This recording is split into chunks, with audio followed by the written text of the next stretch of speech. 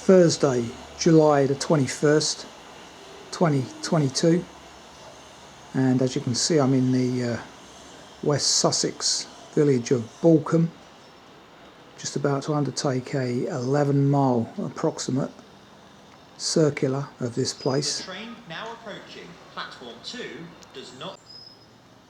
Last undertaken in February 2010, so 12 and a half years back now. It's another one I'm updating from the mobile phone collection. Lucky to get here today because once again the trains are an absolute joke, and that aspect has not changed in the 13 years I've been doing these walks. So clearly privatisation does not work. Railway system needs to be renationalised, and in my humble and proper investment and a good management team put in place. We've seen this week how cheap quality steel, cheap quality overhead lines have absolutely annihilated the network. Shouldn't be happening. Doesn't happen in places like Spain and Greece who are used to these temperatures. It's purely down, as I continue to say, to the workforce, pride in their work and interest in their jobs. It's just not there. So in my humble, as I say, something needs to be done with the rail network, and as I continue to say, the money that was put into HS2 should have been put into the rest of the network a long time ago. Anyway, let's press on with the walk. 12 noon at the moment, thereabouts, and sort of balmy weather at the moment, around about 23 to 22 degrees. Sun's out at this minute, but it's due to get cloudy this afternoon, which is not a good combination, cloud and humidity. But I hope to be done by around 5:36 and tackle the trains again back home. It should be an hour and a half journey here, direct as well, but like I say, it's taken me 2 hours. So let's crack on, see what awaits. After that moaning, let's get into the countryside and chill and see what awaits. So almost straight away, which is just a tonic at the moment, leaving the station car park, we're out into the countryside. To cross the first of two stiles, and having descended some steps, I do recall this corner 12 years on, so I must have done it in the interim on another walk from Balcombe perhaps. Nice little hill climb to set the old lungs going, get the old heart going early on in the walk. Point 3, and this doesn't bode well. Let's hope they're back in the sheds after last night, or after yesterday's hot weather. Well, it actually looks like there hasn't been any cattle in this field for a long time. Looking back over Balcombe, and just over there on my right, when I first did this walk, there were a few conifer trees disguised as mobile phone masts. They seem to have disappeared now.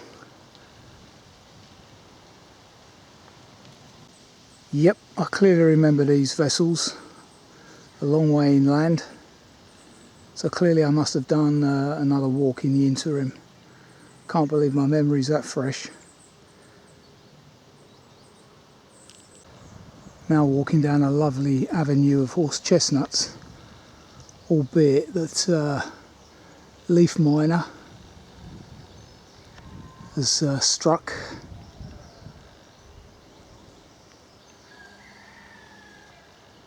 Yeah, the old cockerel's well late.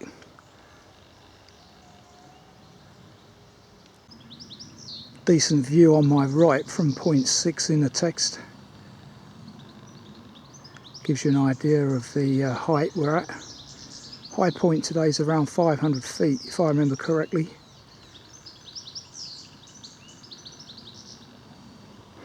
Plenty of goldfinches in the background there. Not much else though at the moment. Still some water in this pond on my right, which is surprising, but lots of algae, so probably not much life in it. Certainly no water birds about. Very rustic, lovely. And either some new service trees or a hedgerow, probably service trees by the looks of it, has been planted here. Excellent. Last night's showers have not done anything to the water on the surfaces. It does make following previous early walkers a lot easier though. Several people have passed along this route already today by the looks of it.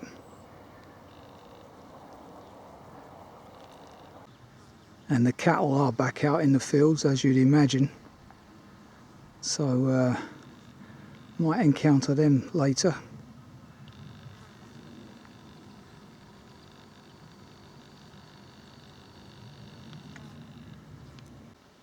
Point 9, a very dodgy stile there, nothing like the good one I mentioned last week. The text refers to a pond being down here on my right in the winter months. Absolutely bone dry at the moment. As you can see, used by cattle when there is water there. Really, anyone that says there's no global warming occurring at the moment needs to have a look at these shots really, and the news. Biden is a joke, absolute joke. Won't recognise an emergency, eh? There you go. I remember filming that on a previous walk. Very quiet.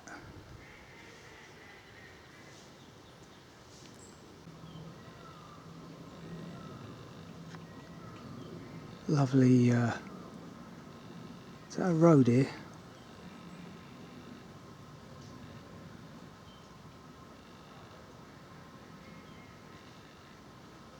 Just on the edge of the wood ahead. Around point 11 of the text now. That'll disappear once I cross this stile. Still some water in this pond, mind.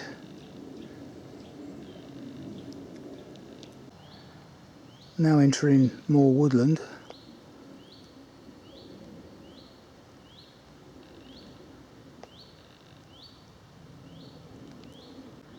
And as you can see, we're now in the high weald today.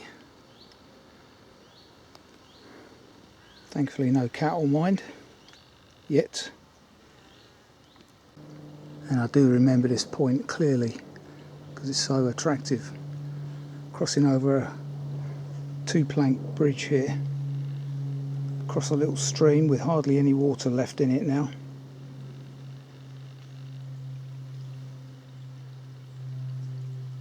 And considering how close to Gatwick we are here, thus far, fingers crossed, there hasn't been much disturbance. Planes seem to be quite high here. Passing through the entrance of Ditton Place. Passing the waterside development on my left, which I don't recall being there 12 years back. But I do remember this facility. Might be a school, I can't remember. And there's no evidence of a name nearby either. I think it's simply called Ditton Place, if you want to Google that for more info. Passing Jarrett's farm on the map with another barn conversion going on here. So one less home for the swallows. Point 22 of the text, crossing another dried up stream pretty much.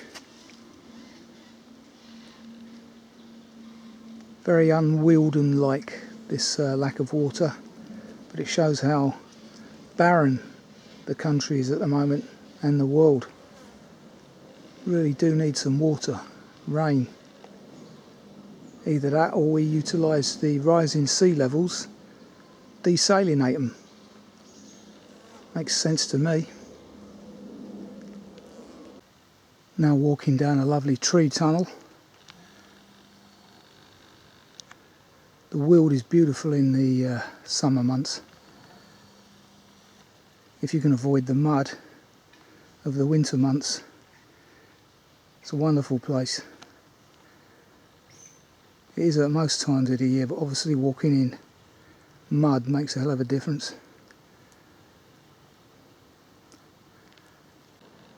So here's a perfect example of where Pathwatch would come in useful. There's a tree down here, right next to the kissing gate, or the stile that we need to pass through. And I can't report this now.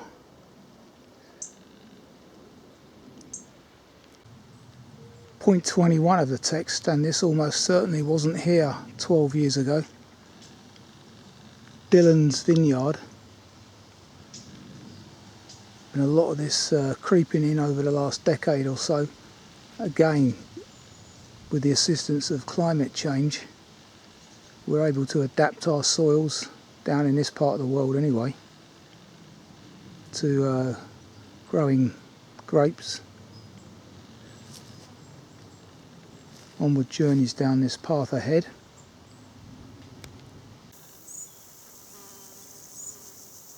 Wonderful. Don't know if that's wild carrot or ragwort.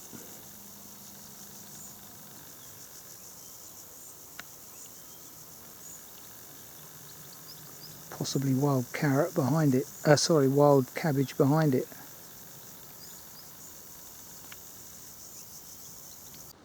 And I remember filming that on a previous walk as well. Was in a lot better condition then. Needs a lick of paint, eh? They've installed a new gate, but not painted the post box. Onward journeys across their drive, down towards that corner there. Point 23 of the text, we now join the Sussex Ouse Valley Way.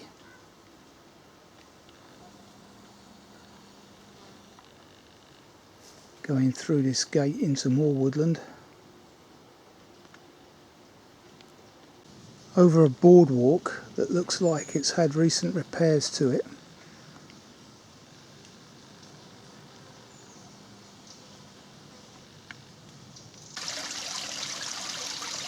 And that's interesting. They've retained the handrail with this commemoration in it. Still water here because it's coming out of that lake opposite. And we're now entering the National Trust's Nyman's woodland, so I expect to encounter more people now. Haven't seen a soul thus far. Lovely. Yeah, I do recall this. It does get a bit busier. Even in February when I walked it last. Yeah, let's see what the Trust are up to here. Ash dieback we know well about, yep.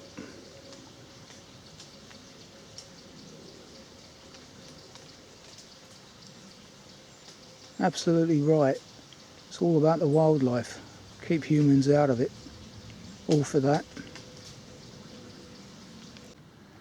Can't see it at all today, whereas back in February when I last walked this 12 years ago, of course there was no leaf cover to block the view.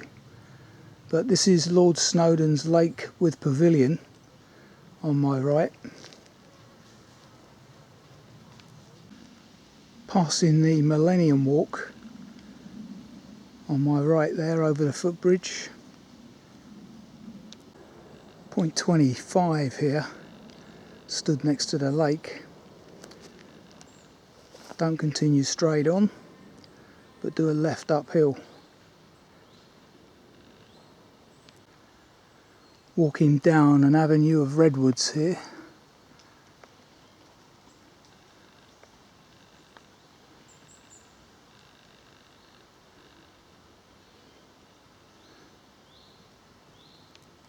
Passing another information panel on my right about Nyman's woodland.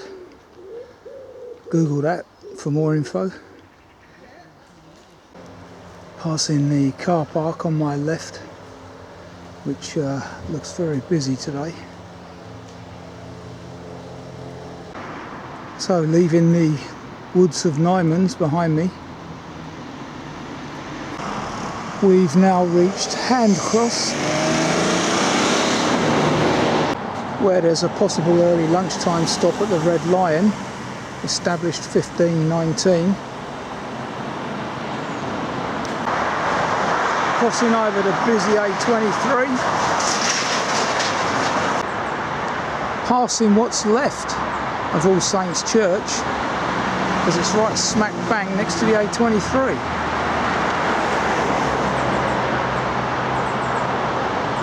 Shocking, eh? The Royal Oak, what was, is still closed. Still building works going on there by the looks of it.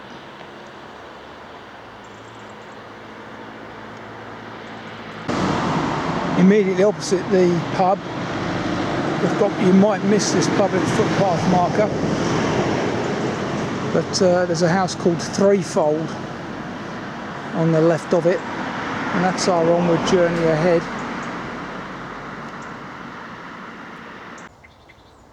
Passing more lovely allotments. Wonderful. Local produce grown organically. Fantastic.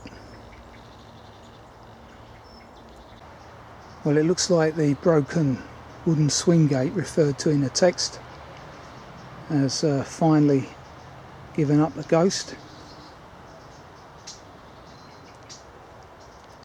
That would have been point 30 of the text, which I'm still on. Turning right here. There's the bane of my life, lazy man's hedge cutting.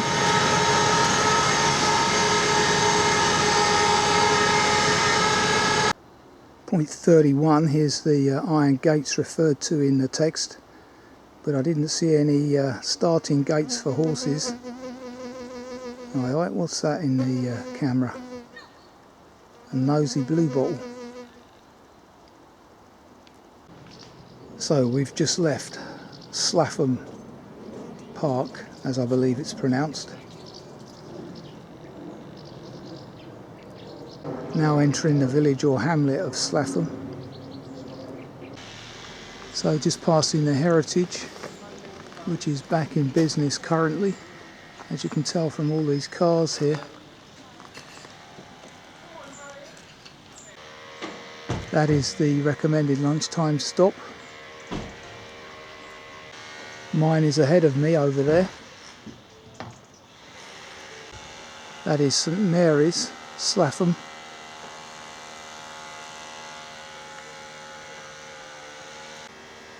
Very interesting clock face there, 1881. It's not working, mind you, because it's 2:15 now.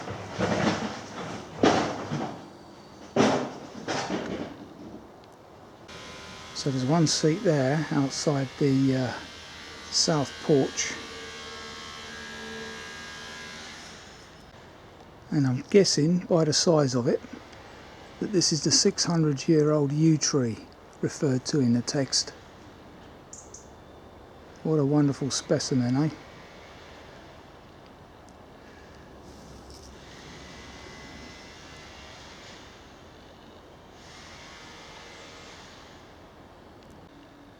Well, I couldn't find any other seats, so let's take this one outside the south entrance, dedicated to Jessie, or Jessica, it's difficult to see, Hannah, who lived to be 90 by the looks of it.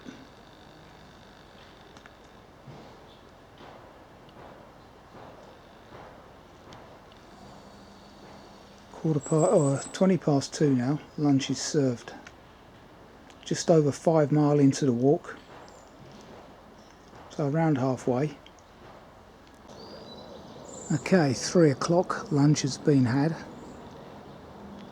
and although the church is open, I'm not going in today because a group of people have gone in there, probably for some kind of practice, while I was having lunch there. So I'm going to press on, and I won't be filming the inside of this church, unfortunately. It does have some nice stained glass and a very solid roof. Look at that.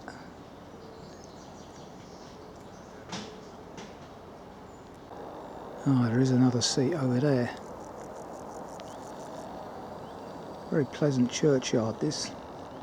Nice and peaceful, as they should be.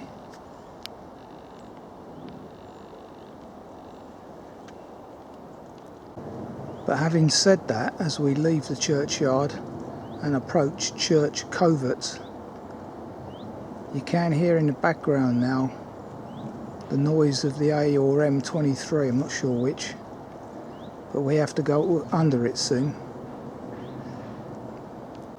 Well, there is some kind of picnic table there. Wasn't aware of that, but that's just outside the church for future reference if anyone needs it. We're approaching Slaugham Place, or the ruins of, shortly. Google that if you're interested. That's Slaugham, S-L-A-U-G-H-A-M.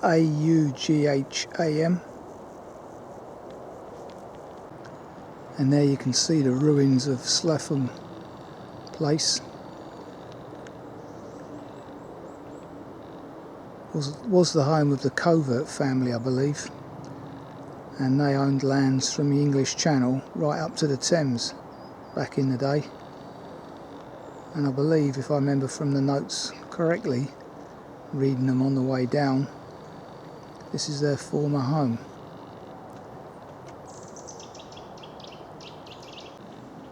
Not a very well maintained footpath at all, that one. And how's about this for a blockage?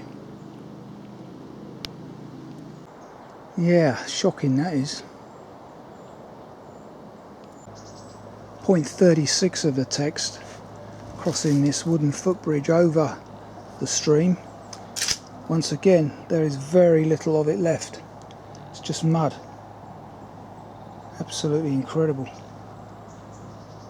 Our water supply is just ridiculously low at the moment. Too many people on this island.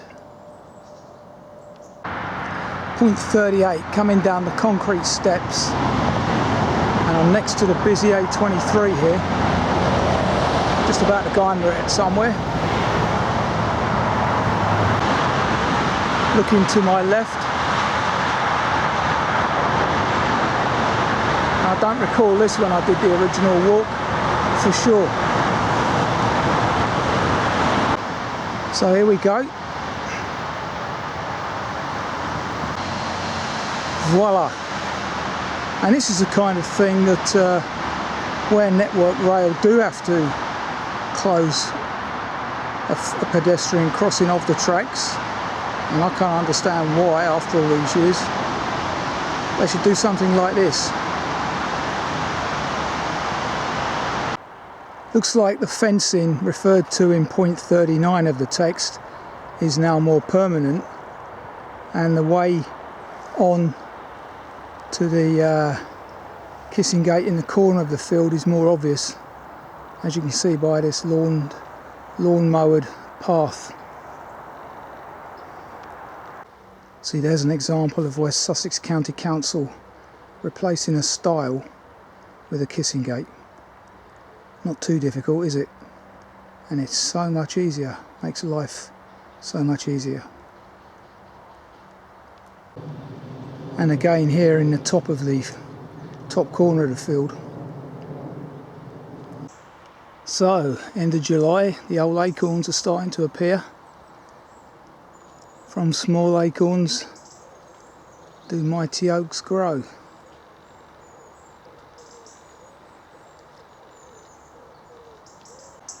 And some small crab apples here. I wonder if autumn will come early this year because of the weather we've had. I reckon so. Well, I've just seen my first class combine of the season over there, cutting, I'd imagine it's winter wheat.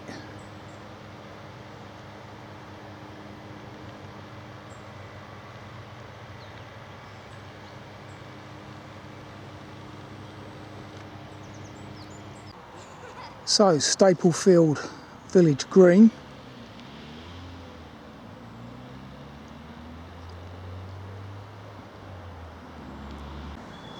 Passing the Victory Inn, either an early tea time stop or a late lunchtime stop.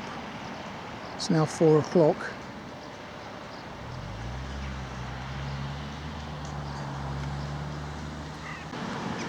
Passing the War Memorial, God rest their souls.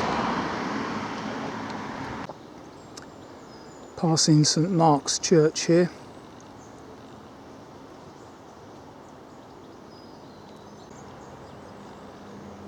Nice bells up there.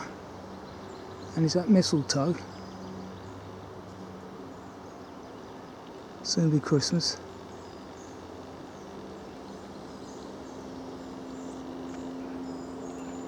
Thankfully today this road is actually closed. So although we're on it for quite a stretch, I've only seen one car, and that's probably a local, lives up here. Yeah, good to see.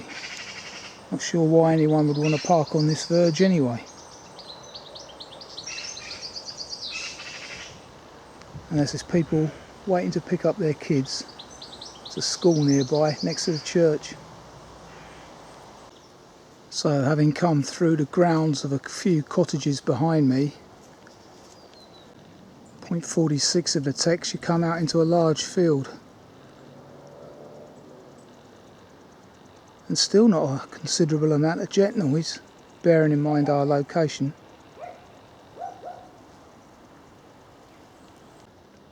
Point 48 of the text, and as I mentioned earlier, I'm blessed today because this will be a quagmire most times of the year. Not today though.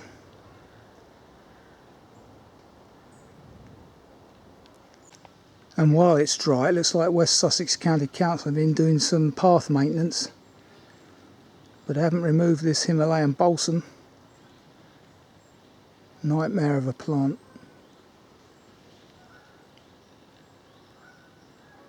I can hear geese and ducks in the background, so we must be getting near water. Got some of the River Ouse down on my right, but once again you can see from the mud there, very little of it left. Shocking. So there you can see on the river bank where the water level would normally be. I'm stood on the footbridge now, point 41 of the text, if I remember correctly.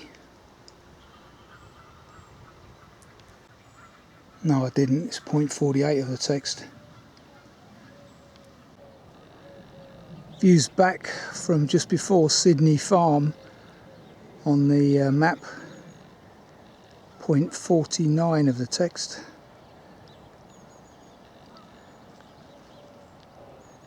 It's just starting to spit. Let's just hope it stays that way.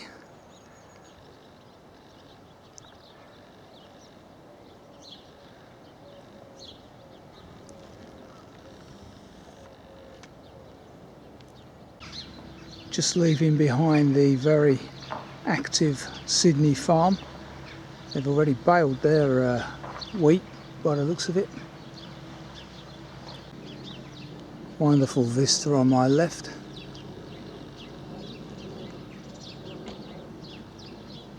Guess it's what West Sussex is all about, really. Small fields, plenty of woods. Ancient woodlands at that. Yeah, looks like this has been recently cut as well. So while the Russians bomb the Ukrainian harvest with cluster bombs, so I read, setting it alight, we have so got to rely on our own harvest this year. We're not self-sufficient by a long way. Which is why farmers this year are getting nearly 300 quid a tonne, as opposed to the normal 180-90 that I mentioned last week. Point 51 of the text, walking down Cherry Lane.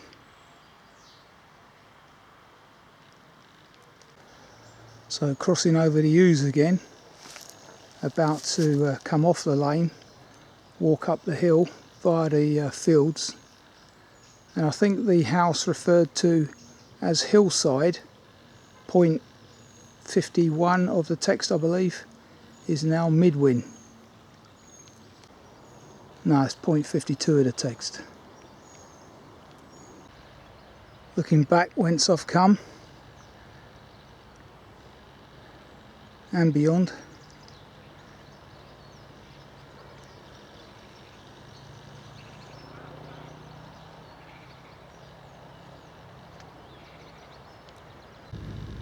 Interesting viaduct over there, that railway one. Can't remember where that's going.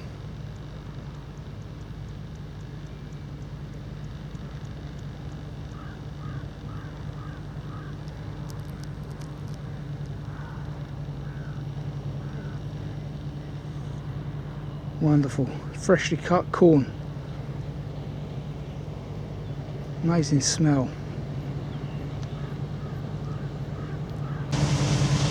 And here is the class. Not sure which one it is, but looks quite modern. It's got a small blade on it.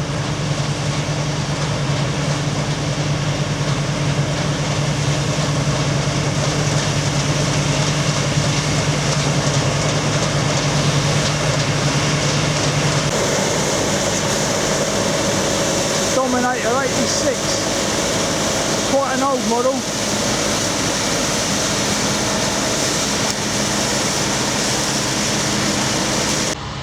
And it is wheat he's cutting. You wouldn't really want a bigger machine than that for these small fields and country lanes anyway. It's not like you're in the Fenlands where they use maximum width, maximum size machinery for their maximum size fields. Very bland and boring. And there's the trailer for the blade, which obviously will fit down these narrow country lanes here. In the very far distance you have the South Downs in view again.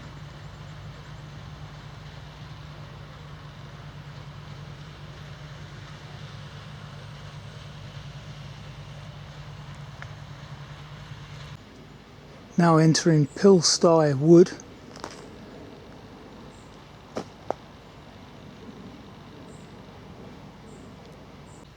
With its interesting rock formations split by the trees.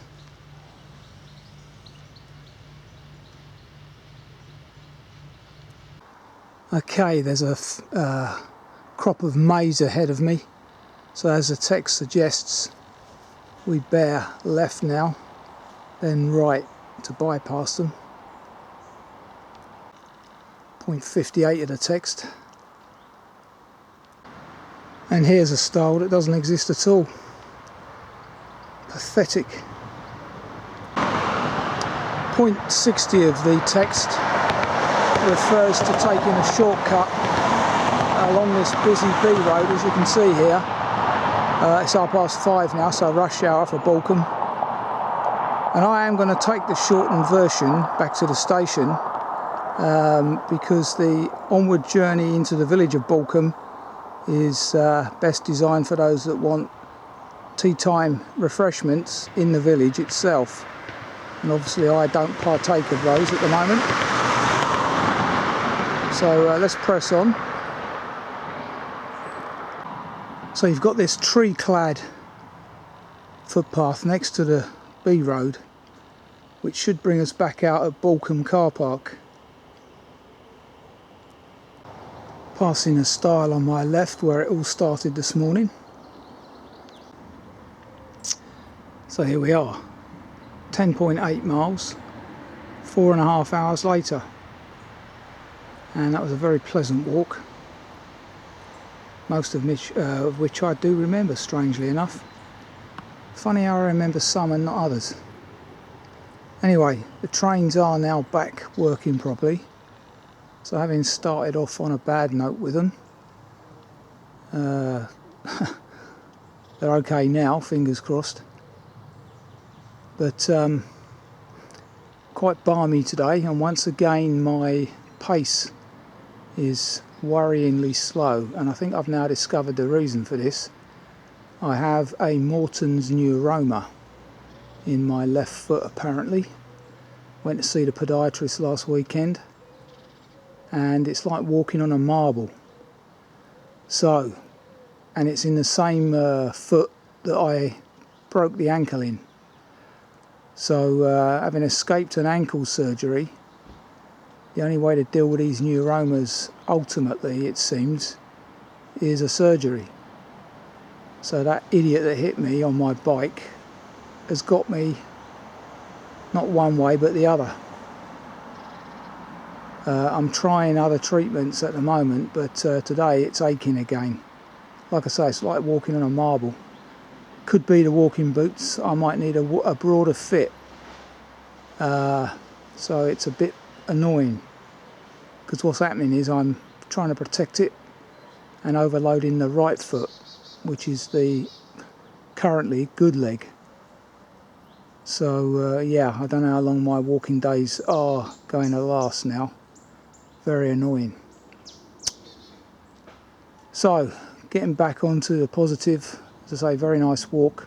I would do most of these Wealden walks in the summer months, certainly between May and September I would suggest, because they're so much more enjoyable when you're not walking in a foot of mud, which clearly was evident today.